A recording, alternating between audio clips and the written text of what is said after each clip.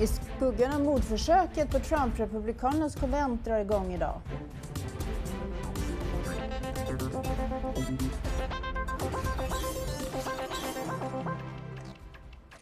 Hej, välkomna till EFN Direkt och klockan är 11.30. Jag heter Samantha Kård och det är den 15 juli.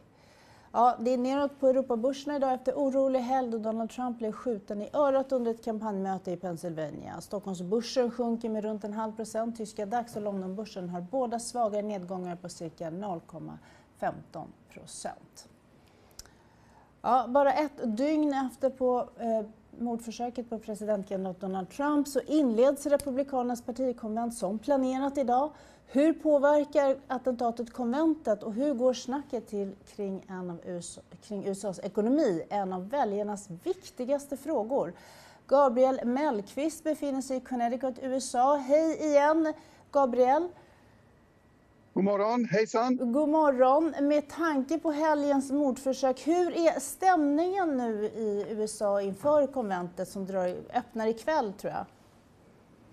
Stämningen får sägas vara både väldigt skärrad, upprörd och negativ. Många, särskilt i det republikanska lägret, så är ju känslan fortfarande att man är under attack. Att det här är ett angrepp som, om det inte har direkt anmodats av demokraterna, så är det ett resultat av en fientlig retorik och ett giftigt tilltal i den amerikanska politiken. Samtidigt som man upplever den här fientligheten så upplever man ju en enorm förtröstan över att Donald Trump klarade sig. Han går stärkt ur det här attentatsförsöket. Det kommer att bli närmast av ett messiasliknande framträdande på partikongressen. Så blandade men väldigt starka känslor till de här två lite motstridiga sentimenten kan man väl lägga ett försonande tonläge som försöks åtminstone läggas över amerikansk politik just nu. Dagens tema för konventet det är ju Make America Wealthy Once Again. Vilka ekonomiska frågor står på tapeten för partiet? Jag skulle säga inga alls, eftersom allting som var aktuellt innan de här händelserna spolades bort. Först var det frågorna om Bidens mentala hälsa som tog scenen, sen förstås attentatsförsöket. Men visst, i upprinnelsen till det här har ju inflation och att den amerikanska konsumenten upplever sig vara så mycket fattigare än tidigare, i alla fall i de lägre skikten. De rikare amerikanska konsumenterna mår bättre än någonsin, men många kämpar i motvind. Den typen av ekonomiska frågor har varit väldigt viktiga tillsammans med bland annat immigrationen som har ekonomiska efterbörder och kopplingar också. En stor snackis det är hur marknaden och USAs ekonomi kommer påverkas av 4 nya år med Trump. Och du träffade ju Nasdaqs chefsekonom i förra veckan.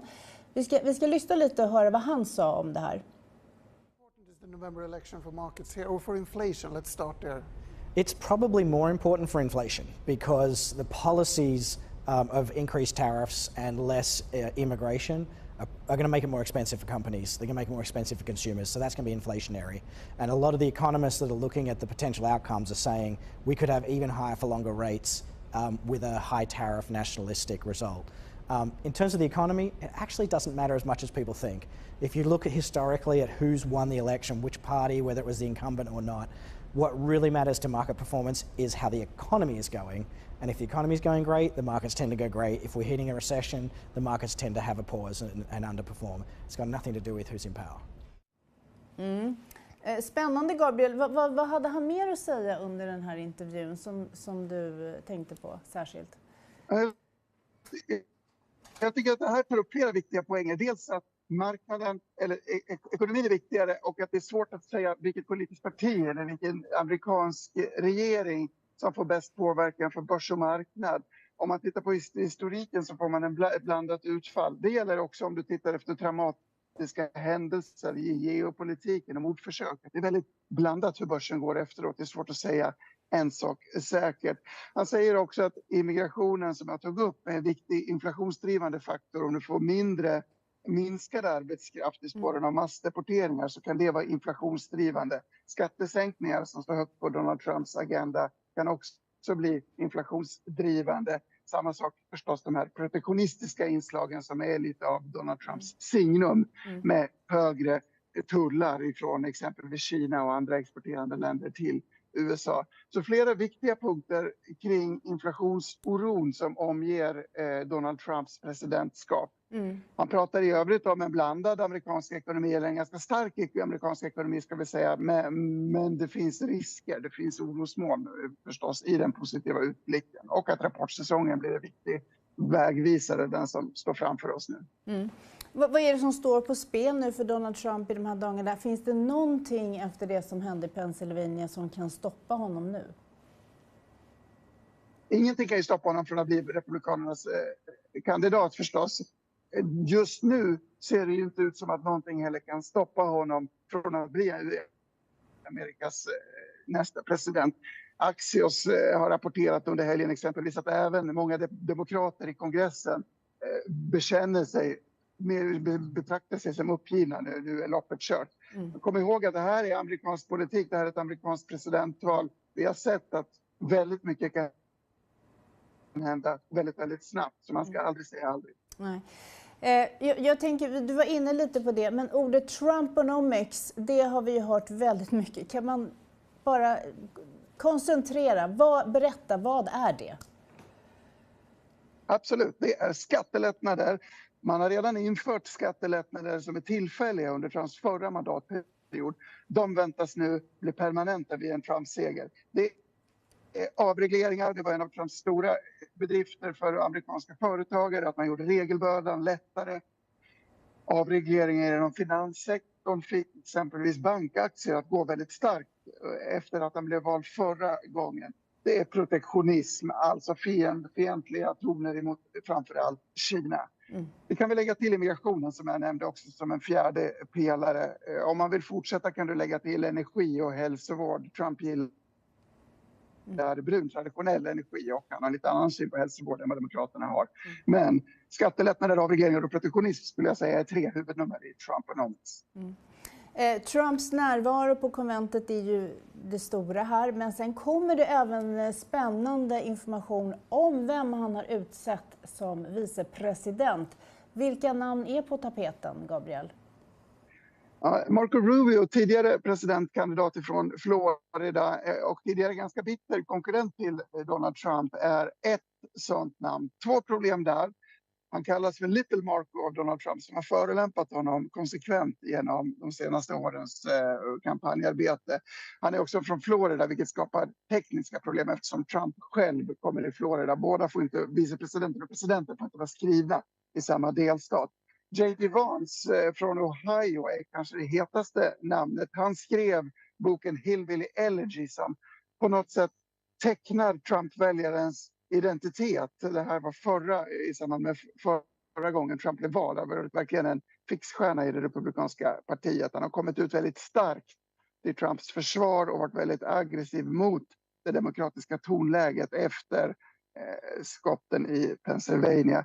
Doug Burgum, en guvernör, och Tim Scott, en senator, är 2 andra av de 4 toppnamnen.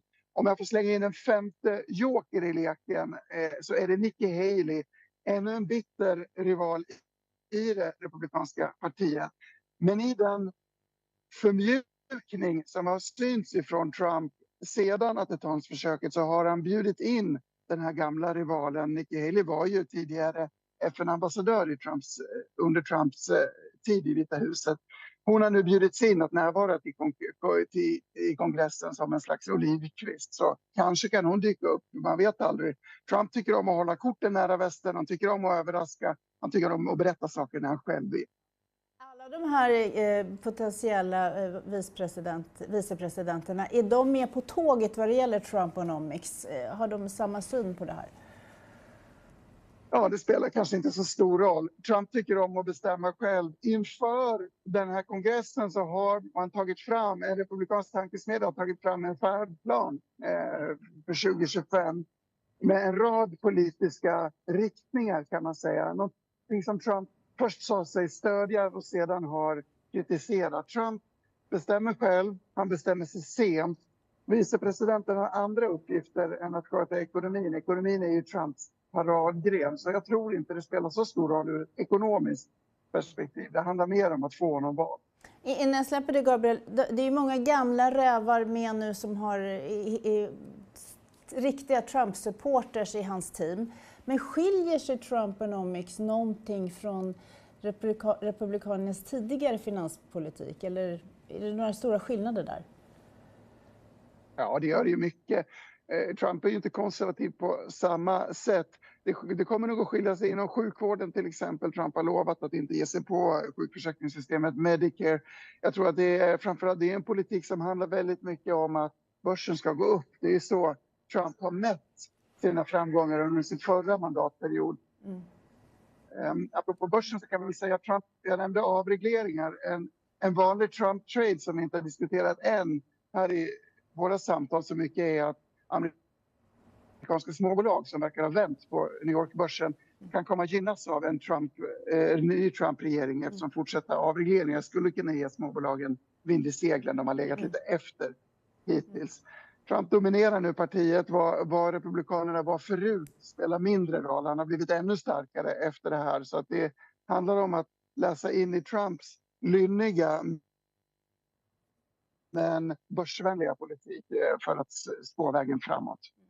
Tack så mycket, Gabriel Mellqvist, direkt från Connecticut. Vi kommer ses igen 15:25 då vi är tillbaka med en ny uppdatering från USA.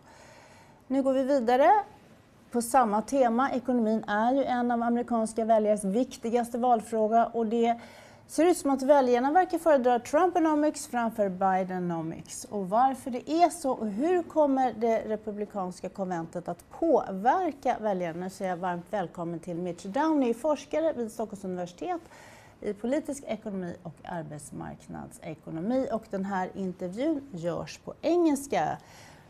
Welcome to, hey Mitch, welcome to EFN. Thank you for joining us. Thank you for having me. So you're an assistant professor at Stockholm University. Yes, I am. And you do research within this field, political economy. Absolutely. Right? So my first question is really, the Republican convention is opening today, just 48 hours after the attempted assassination of Donald Trump. How do you think the shooting will shape or change the convention and Trump for that matter? That's a very good question. It's hard to say. I mean, Donald Trump was nearly killed. I think that's quite obvious. He's in his 70s. I think how does, nearly 80-year-old man react to almost being killed is a question we just don't know the answer to. I think it's entirely up to Donald Trump. I think if Donald Trump chooses to continue in the race, I think he will get the Republican nomination. There will be no surprises. And the only source of uncertainty is really how he himself will react to becoming so close to being killed. You say if he chooses. Is there a question in that? I think it's hard to say. I mean, what is the political and ideological goal of Donald Trump? Some people say he has a coherent philosophy. That's a bit of a difficult case to make. Some people say he's sort of very self-interested. And, if you're a very self-interested kind of person focused on your own legacy, certainly nearly being killed is going to cause you to revisit some of the decisions you've made and some of your priorities. Yes, for sure. And let's talk a little bit about his opponent, President Biden. He's been focusing on the economy while seeking re-election. And his administration has bragged, I have to say, about record low unemployment. They've dealt with inflation. They created a lot of jobs. They claim that they invented the word Bidenomics. And he also said that his leadership brought Americans financial prosperity post-pandemic. But there is a problem. Americans aren't buying into it. Why is that? Well, I think it is certainly true that inflation was extremely high during the Biden administration, higher than it's been since the 1970s, and that this had real effects on kind of average, everyday people of the United States of America and their ability to live their lives and buy food and take care of their families. It did have real consequences. I think you can say, but it was worse in other countries, or but it was able to end before other countries were able to end. Those are true, but I don't think that the average American voter is comparing kind of the progress in the United States to other countries. They're comparing the progress in the United States to the things they've experienced in their own lifetime. Because at the end of the day, it's your own dinner table and your own bills to pay, right? It's your own dinner table, and you remember, not having to deal with this 10 years ago or 20 years ago or 30 years ago, and I think that's true. Yeah. So what would you say are the key differences in fiscal policy between Democrats and Republicans? Yeah, that's a great question, and an important question that I think we don't ask enough. The Republican Party has long stood for cutting taxes, reducing employment regulations, and reducing kind of consumer-facing regulations around product markets, whether that's kind of health and safety or kind of antitrust interventions, et cetera. So kind of deregulate and cut taxes. I think there's a lot of talk about how Trump is kind of charting a different course and has different priorities. When he was in office, it's certainly true that he did what the Republican administrations have historically done, and he passed very large tax cuts. He cut funding to the same federal agencies they always cut funding to. He deregulated and reduced kind of government intervention in the markets. They claim that it will be different this time around, that they've spent the last 4 years kind of identifying people who can work in the federal administration, who are committed to Trump's kind of philosophy, which they didn't have last time, and so they appointed a lot of people who were kind of from the Bush administration. And that now that Paul Ryan has retired, and who knows when Senator Mitch McConnell might retire, kind of the party is going in a different direction. I think that remains to be seen.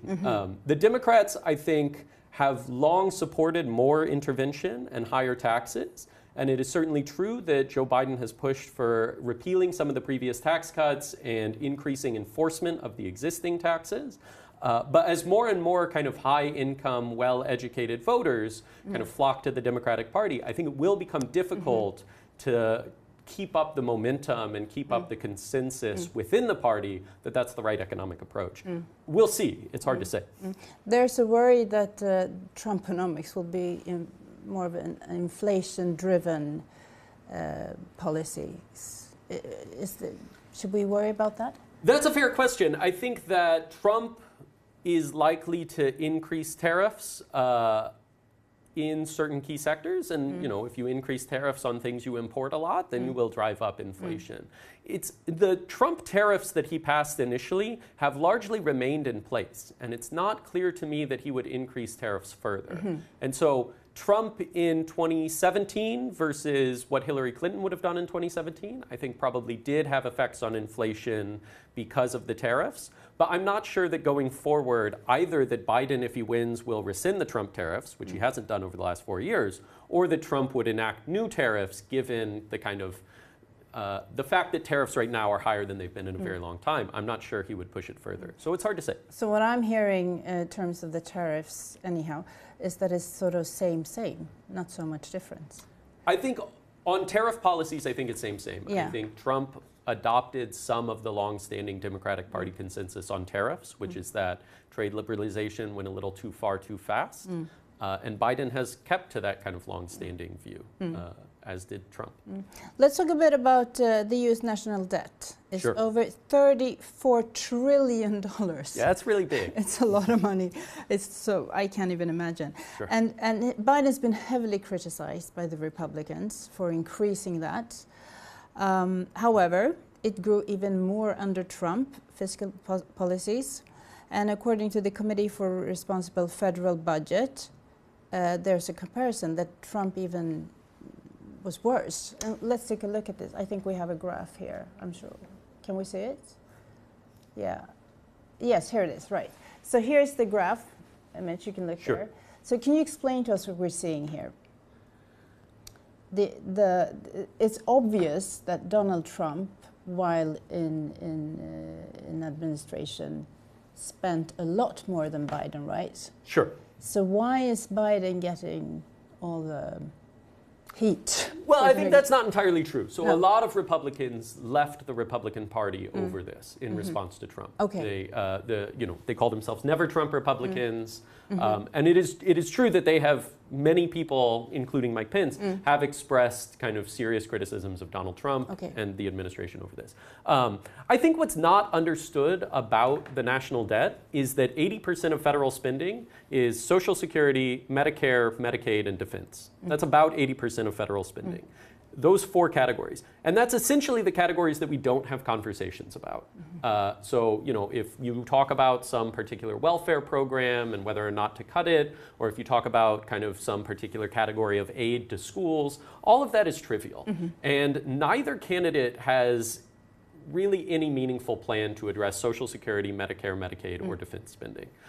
Maybe Joe Biden would cut defense spending a little bit, maybe Donald Trump would cut Medicaid spending a little bit, but without repealing the Affordable Care Act, there's very little he can do to reduce Medicaid spending.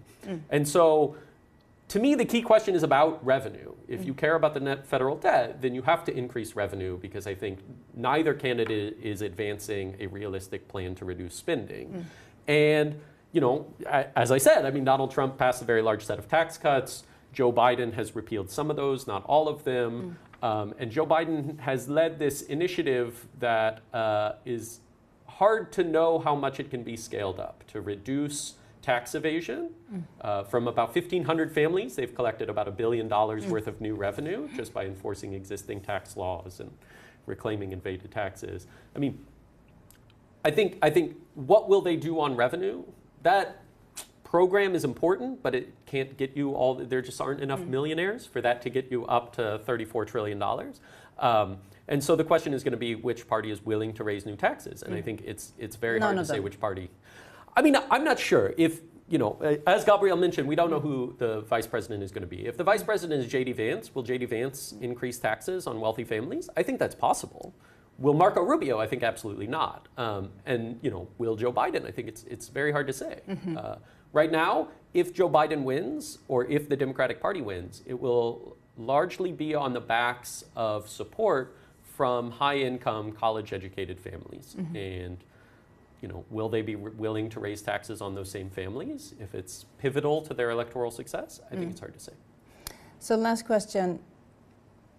Let's talk a little bit about voter turnout. Sure. What do you think about it? What will happen come November? It's a very good question. Voter turnout in recent elections has been extraordinarily high. When I was coming into politics, I think we were all worried about low voter turnout and about voter apathy. That problem has been solved. It's now people care about politics more than ever. Voter turnout has been record high. I think it will be as high in 2024. That said, it's going to depend a lot on what happens in the next few months. The assassination attempt, which was horrible. We should, in the United States, we should be resolving these disagreements peacefully. It's absolutely inappropriate to ever use political violence. And it's a serious thing. And I think it's hard to know what that will do to political polarization and how different parties will react to it. And I think that's going to be an important determinant in turnout come November. Mitch Downey, thank you so much for joining us today. Thank you for having me. And explaining all about this. Thank you so much. Thank you. Vi går vidare nu med andra nyheter. Vi börjar med, vi fortsätter med Nordea. Nordeas resultat gör analytiker besvikna trots att banken precis levererat i enlighet med förväntningarna. Rörelsevinst före kreditförluster landade på 1,752 miljoner euro för årets första kvartal. Räntonettot som var något sämre än väntat steg 4% jämfört med motsvarande kvartal förra året och landade på 1,904 miljoner euro. Även provisionsnettot steg med 6% till 795 miljoner euro. Och aktien sjunker trots det med drygt 4%. Livsmedelsjätten Orkla överraskar däremot positivt. Resultatet före skatt kom in på 2640 miljoner norska kronor och förväntat var 1955 miljoner norska kronor. Aktien stiger drygt 6%. Och det där var allt från oss på EFN Direkt. Den här gången vi är tillbaka 2:30 idag på eftermiddagen strax innan den amerikanska börsen öppnar. Och då ska vi analysera hur börsen kommer påverkas av mordförsöket på Donald Trump. Missa inte det.